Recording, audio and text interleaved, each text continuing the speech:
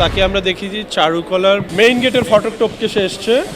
টপকে আসার আগে সে মাস্ক পরেছে। এসে সে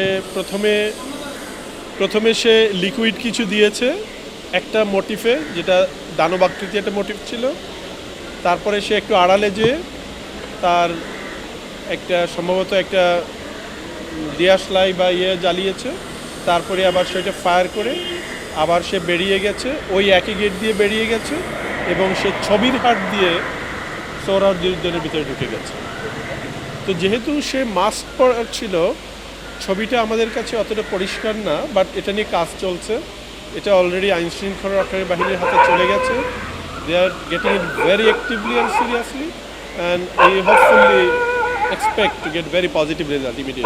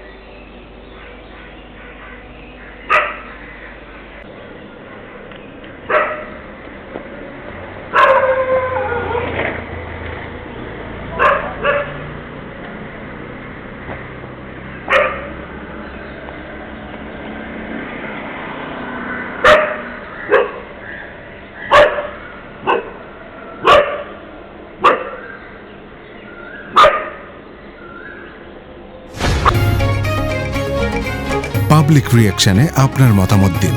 আপনার মতামতই পারে দেশ গঠনের নতুন পথ দেখাতে। পাবলিক রিঅ্যাকশন, দেশ গড়ায় আপনার মতামত।